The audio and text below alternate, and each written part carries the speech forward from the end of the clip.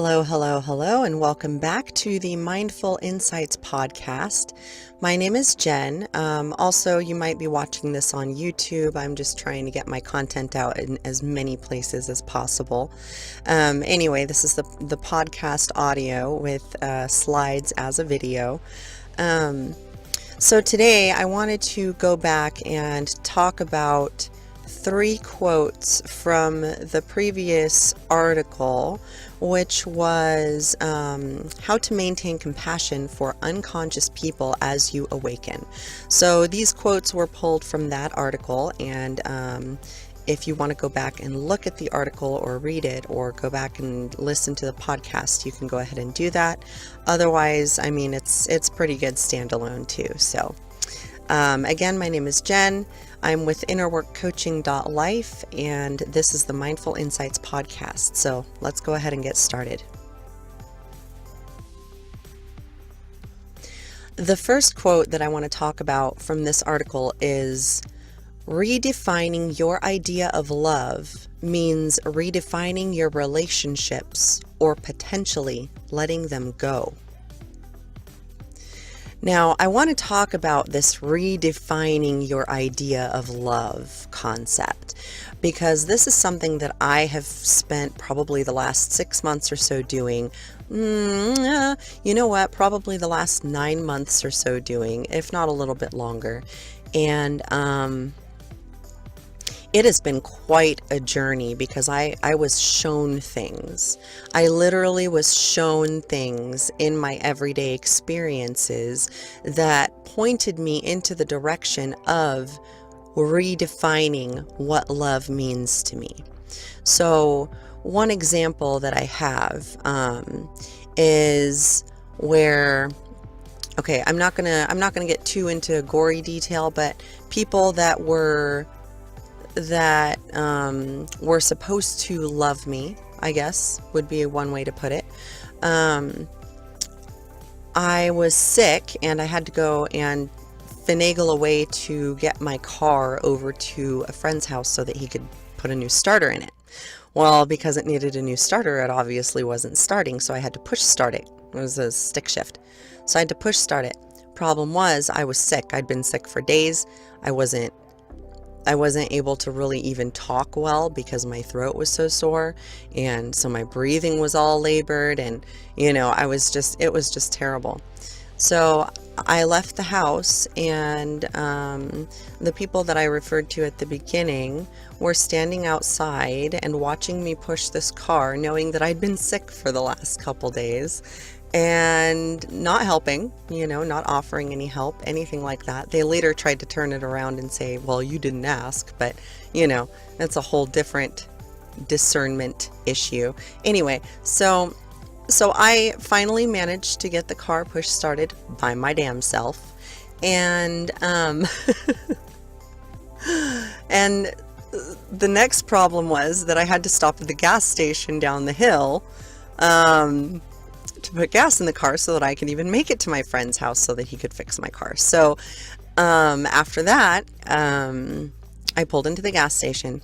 I put gas in the car. I got in. I tried to start it. It wouldn't start. So I set my left leg out of the car after trying to start it a couple times. And 3 people from the next pump over came rushing over saying, oh, honey, sweetheart, do you need some help pushing your car? We'll help you, blah, blah, blah.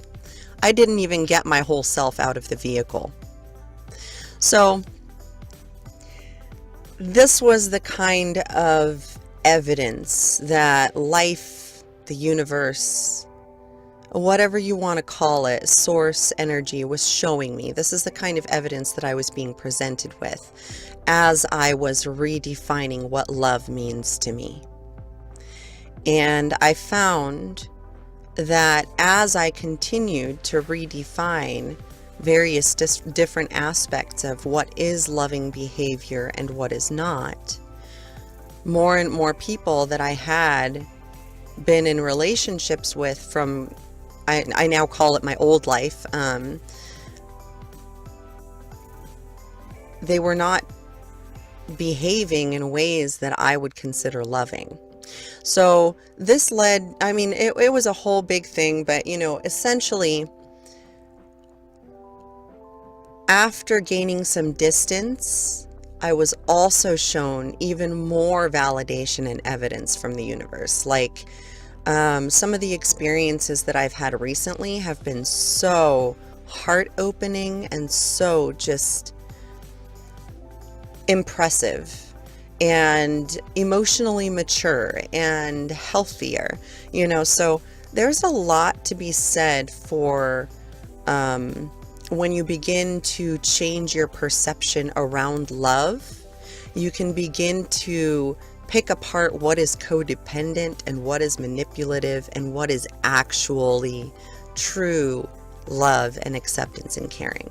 So, and that's why I say that redefining your idea of love means redefining your relationships or potentially letting them go.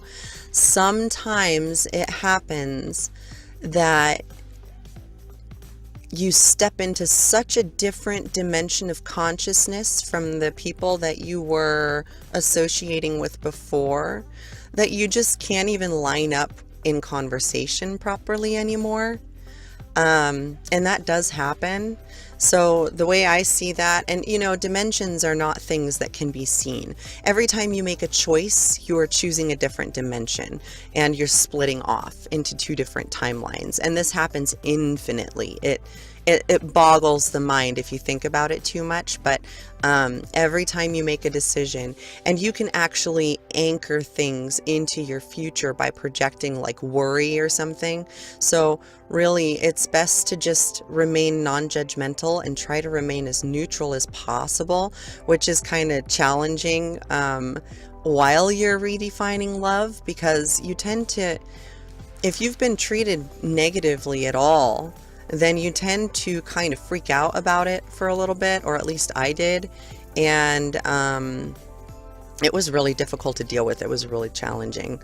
So my decision, because and it depends on the relationship too, but there were certain relationships where I had to make the decision to just maintain it as a superficial kind of thing, because we literally we just think completely differently now. We see things totally differently. So it's kind of weird to not be on the same wavelength, but at the same time, it is an indicator of growth. So if you have begun to understand that you can choose consciously how you allow people to treat you and what love looks like to you, you're allowed to make that decision. That's within your power, but it does come with its own challenges. All right, so let's move on to the next slide.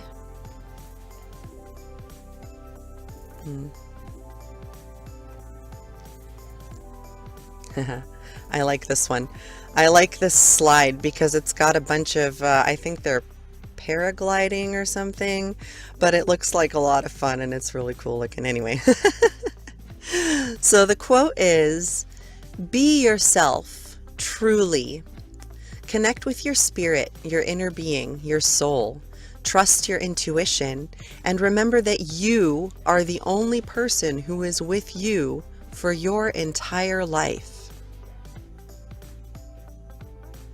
This is why inner work and cultivating trust and self-love is so important, because you literally are the only person that is with you for your entire life. And I know from personal experience also that this can be so lonely. This can be such a lonely place to be until you uncover your love for yourself and until you learn how to express your love for yourself. So some ways in which you can express love for yourself is, for example, if you make yourself a promise, if you say, okay, I'm going to do this and this, then try to absolutely do it, because if you fail yourself there, then you will stop trusting yourself. It'll start eroding the trust in yourself. So for example, if I say, okay, I'm going to do yoga every morning, I might allow myself to skip a Sunday here and there or something like that, but it doesn't matter what day of the week it is, or what time of the day it is, or what time I wake up, or anything like that. It does not matter. No matter what, the first thing I do every morning, and this is, part of cultivating self-trust and positive habits. So the first thing I do every single morning is sweep the floor and put down my mat and do 10 minutes of yoga, and that's all it takes. And then I sit down with the music that I put on for the yoga routine and meditate for about another 5 to 10 minutes. And that's literally all it takes to find some balance. Now, I've been considering lately, because I'm making quite good progress with my yoga. I've been considering changing routines. So, but this is all stuff that you come to. But if you say you're going to do something, then you have to do it for yourself. Or if you promise yourself that you're going to follow your instinct, for example, in a situation or circumstance, or a situation with another person could be challenging, like fool me once, shame on you, fool me twice, shame on me kind of thing. But you have to be not only aware, but you also have to be courageous and vulnerable and strong at the same time, which all of these things, all of these words, it sounds a lot more daunting than what it actually is. There are hurdles to overcome, of course, but this is all a process. This is all a cycle. So during your spiritual awakening, you're cycling through a process, and I can't remember the exact process, but there are several different stages, and it cycles through. And so you go through a purging stage, and when you're in this purging stage, your life, your emotions, your body, everything that is not serving you is being purged out, pushed out. And if you don't listen to the signs, the pushing will get harder from the universe. Things that are not serving you will be pushed out of your life to make room for the things that are meant to be. And we do have free will. Our free will is to either A, go with it, or B, resist it. And by going with it, you don't have to go with it and just be a victim to life circumstance. That's not what surrendering to the process is about. Surrendering to the process is more about, you have a general idea of what you'd like, and you're doing work toward the goals that you can realistically work toward, like daily action, you know what I mean? But because your emotional state is so important with your manifestations, your self-care has to come first. And self-care is another good way to build trust in yourself. So taking care of your body, taking care of your emotions, making sure that you are doing something for yourself every day that makes you feel good, that makes you feel either inspired or relaxed or happy.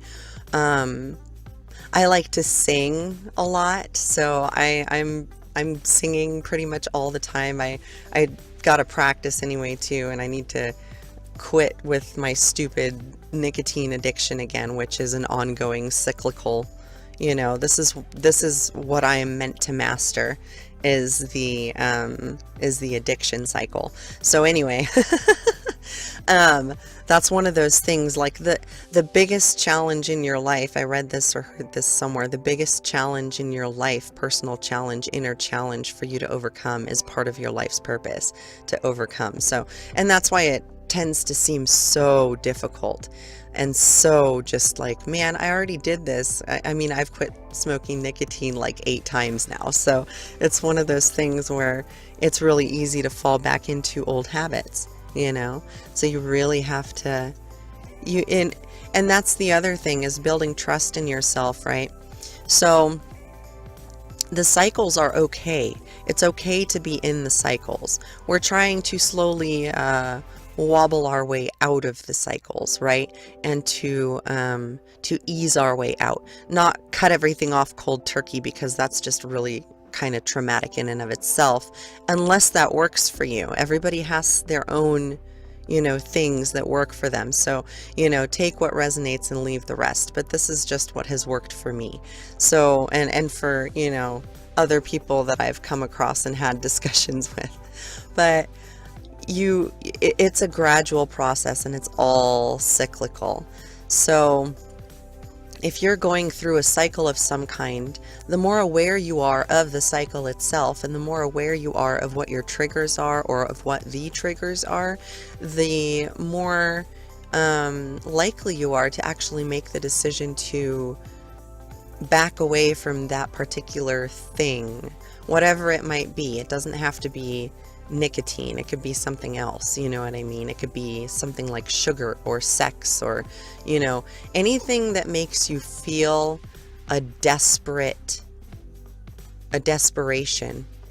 It could be considered an addiction. Like if you feel like desperate for it, then it could be considered an addiction. Now, the way to stop feeling desperate for it, I've found, is to stop beating myself up for doing it from time to time, and to allow myself the opportunity to grow past it again. Because obviously there's some kind of something that, I'm trying to emotionally suppress or deal with, or something that I haven't discovered yet. So really, I don't want to say I have time, because that's not necessarily always true, and I don't want to, but the point is that beating up on yourself over it is just going to kind of trigger the rebellion within your brain. At least that's what it does for me. So if I'm like, oh, you piece of shit, I'm, in my head to myself, then I'm like, fine, I'll show you, piece of shit. And then I go and screw with my body even more and do stupid things. So, I might go out drinking or something. So that's the kind of self-awareness of your thought patterns that you have to develop. Like if you're beating up on yourself, do you go into rebellion mode, or do you totally like get depressed and down on yourself and sad? Or if you've made a mistake of some kind, do you beat up on yourself, or do you allow yourself to feel an appropriate amount of guilt and then move on? Because it's no point beating up on yourself. It's just going to make things worse. It creates more negative energy than what you need, and then what you want to deal with, because you already have to transmute the organic emotion, So adding to it or perpetuating it by beating up on yourself, there's really just no point. Anyway, so be yourself. And you are the only person who is with you for your entire life. And I encourage you to speak to yourself like you would speak to a child that you love. Speak to yourself in your mind like you would speak to your son or daughter, or speak to yourself in your mind like you would have wanted someone who you trusted to speak to you when you were a child.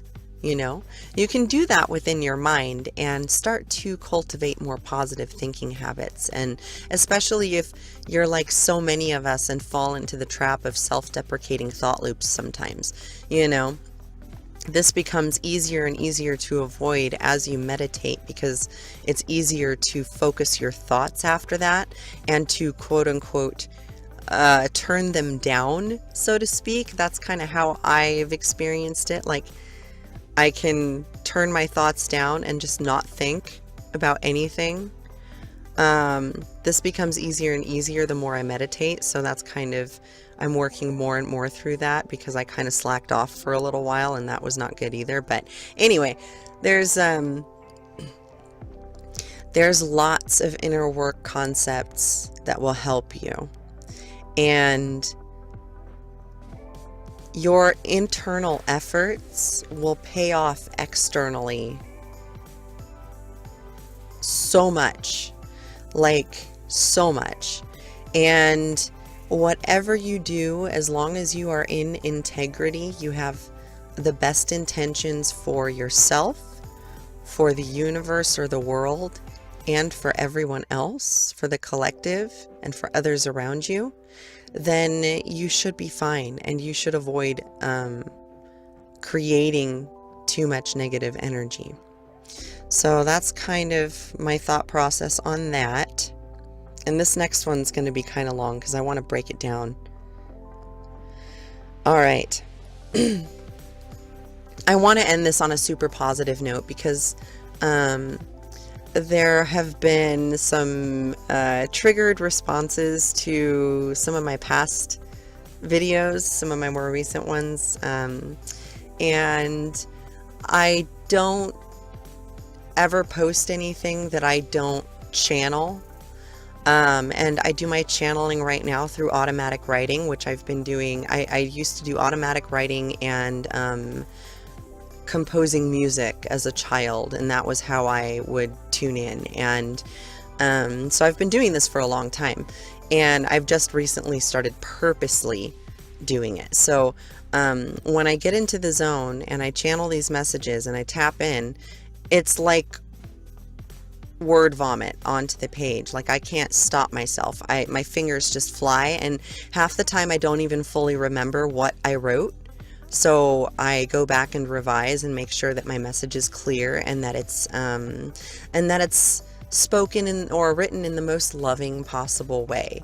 Now, I'm not perfect either, so of course I'm going to make mistakes, and maybe I'm not always wording everything perfectly, but I think it's important to discuss some of the tough issues, and sometimes when we bring up the tough issues, some people don't like it because it's uncomfortable, and that's okay. And until more research and knowledge is gathered, it's going to continue being uncomfortable because that's the nature of the unknown. Fear of the unknown is that discomfort that people feel. And the more you get to know a topic, the less unknown it is, the more comfortable you become, and the more understanding and compassionate and non-judgmental you become of others. So it doesn't mean you have to agree with it necessarily, but understanding, there's a lot to be said for understanding and compassion and acceptance, regardless of your differing opinions. So anyway, just some thoughts on the previous stuff. So now, this discussion is probably going to be quite a long one because I'm looking at it, it's 22 minutes. But I want to read you guys this last quote and definitely get this in here.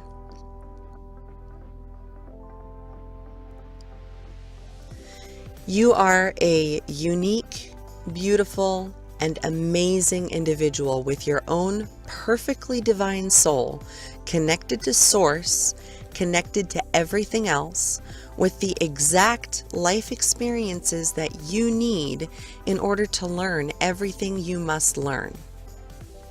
It all happens in divine timing, and oftentimes you cannot see the bigger picture until well after the experience, but it all comes together exactly the way it must for your unique perspective's ideal understanding of each circumstance and for your soul's evolution. So I know I tend to write sentences that are quite a mouthful, so give me just a second. Now, we are all sparks of the divine. And in order to fully grasp this, it's important to understand that this happens on a microscopic quantum level. This is not the seen realm that I'm talking about. This is on such a tiny scale that we can't perceive it with our physical senses. So if you want to look into quantum physics, look into the double slit experiment, and also look into DNA molecules gravitationally attracting photons of light and basically storing up to 1,000 photons of light within each DNA molecule. There are some fascinating things surrounding those particular experiments that will help to broaden your perspective if you take a look. So we are all a spark of the divine, and God, or source, really is the underlying energetic field that connects everything. And in quantum physics, this field is referred to as the field of potentialities, or the field of possibilities.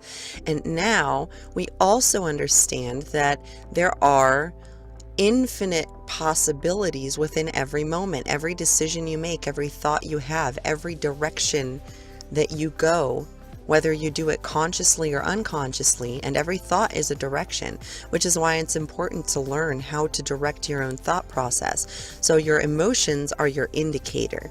Your emotions tell you where your thoughts are, because if they're just running in the background, then they could be saying all kinds of crazy shit and you don't even know it, you know? So your emotions are a good indicator of where your thoughts are. So if you're mostly positive and happy and, you know, carefree, and you love people and you love things and you love life, and you're mostly joyful, then the majority of your thoughts are probably joyful and you don't really have anything to worry about. As a matter of fact, from this point, you can easily and more easily direct your thoughts and use your positive thinking habit to build a visualization habit that is also a positive thinking habit together, and start really powering up your ability to manifest on purpose. So this is all a process. There's one step after another. First, you have to quiet the mind. The racing thoughts have got to go, because when you have the racing thoughts all the time, it's very, very difficult to focus, and it feels like you don't have control. But when you don't have racing thoughts all the time, it's a lot easier to just kind of relax, ease into it, you know, ease into life. All right. So now, let's see. Divine timing. All right, it all happens in divine timing, and oftentimes you cannot see the bigger picture until well after the experience. And this is related to that quote. I just ran across it the other day. Something about life can only be perceived backwards, but it must be lived forward, or something to that effect. I can't remember who the quote is by, but it's not mine. So, you know, if I look it up, I'll put it in the description if I remember. Your experiences, right, are orchestrated with a complete awareness of all of your resistance. So your experiences are designed by yourself, your inner being, your soul, and you in your physical body during this physical manifestation of a lifetime are also in conjunction with your inner being or your soul, co-creating your reality via your energetic state, which is, I guess, kind of perceivable or measurable by your emotions, which is why I always talk about your emotions are the most important thing. If you're going to attract happy, positive, amazing experiences, you have to have an inner experience of happiness and positivity and love. And I can tell you from personal experience over the last 6 months that cultivating an understanding of what unconditional love looks like absolutely does attract it. It absolutely does attract it, and it doesn't mean that it's a romantic relationship, but it absolutely attracts unconditional love. And I might do a video about that later, like another video, but I'm not sure yet. I still have to kind of gather my thoughts about it and break everything down into like steps, because I like to do things that way. But anyway, your experiences are being co-created, right? Your free will is whether you resist it or whether you work with your life and with the universe and understand the way that the energies communicate with you, which does manifest in a physical way. So, and then everything outside of you, right? Because you are co-creating and attracting and manifesting, everything outside of you is a reflection or an echo of your inner world. So if you have inner turmoil, it will manifest as external turmoil your entire life. Yeah, it happened to me. It happened to me before my entire life had to fall apart. And it wasn't that I was stuck in inner turmoil. It was that it was a stage that I had to go through along my journey in order to purge. In order to purge all the negative emotions, and in order to purge and release all of my anger and resentment and I guess negative feelings toward things that had happened, you know. And this takes a little bit, and it takes a little bit of talking about it. So if you have traumatic things that you need to heal from, you need to talk about it with someone safe, or write about it, or record yourself. You never have to share it with anybody, but talking about it until you get to a point where you can think about it in your mind. And like me, I'm talking about things, and I'm talking about it in a very generic way, but I have specific scenarios in mind, and I am not being triggered right now, which the not being triggered part is where we want to be, because when we don't get triggered anymore, it means that we have let go, we have forgiven, and we have moved on. And that's the whole point. Now, when you are being presented with experiences that are pushing you in a certain direction, and you try to exert your force in the opposite direction of where life is trying to guide you, then you will experience resistance. Things will get worse. And what you resist persists, which means anything that you are feeding negative emotional energy or anger or any kind of worry or anything like that, if you're feeding it energy with your thoughts, with your emotions, with your words, with your actions, then it will continue to grow. This is something that becomes more and more obvious as you progress through various different life experiences and the way you feel about them, and you start paying attention to how you're thinking and feeling about things. What you resist will go on, and what you focus on grows. It's the same thing. It's just what you focus on grows. People think positive things, and what you resist persists. People think negative things. It's law of attraction either way. It is like attracts like. So whatever you're feeling on the inside, if it's positive and you focus on it, you will attract positive things. And if you are feeling negative, or you're caught in a negative thought loop, or you're in spiraling emotions, a good way to begin trying to redirect your thoughts and trying to quiet your mind is to set a rule for yourself. There are no negative thoughts allowed to stay for longer than a couple seconds, right? So it's a lot like in the show Lost. In the very first episode, he's trying to talk this girl through stitches or something, you know, because he can't reach himself, and he tells her about some incident he had where he was just paralyzed by fear, and he told himself, okay, because fear is just an emotion, right? You don't have to let it do anything to you. So sit with it for 5 seconds and say, okay, you're allowed to be here for 5 seconds, and that's it. And you can do the same thing with any negative emotion, anger, pain, anything.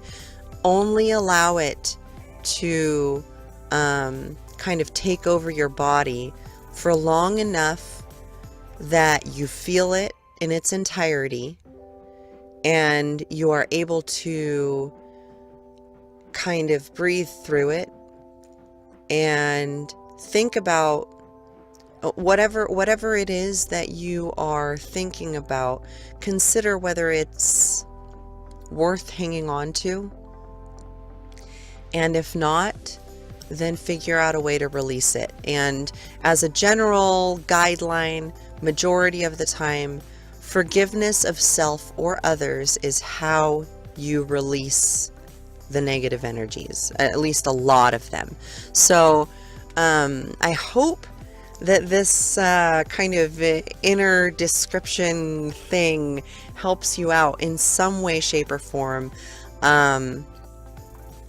This was the last slide, so I hope that you guys are able to get something from this and that you're able to utilize the information that I shared in a practical sense. Like, I know it sounds woo-woo-y and kind of, crazy to talk about the emotional processes and things that happen within us, but it's important to notice how these things correlate with your external world, so that way you can take control of your manifestations, not from a fear-based place, but from a positive, unconditional love, well-intentioned place of integrity. So that's the most important thing.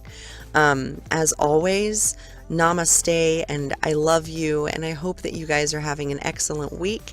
I will see you in the next video / on the next podcast, and I hope you will join me in the Facebook community, the Spiritual Inner Work and Mindfulness Coaching Group, and the link is in the description for that. And also there's more resources on innerworkcoaching.life. Thanks so much for being here. I will see you in the next video. Namaste.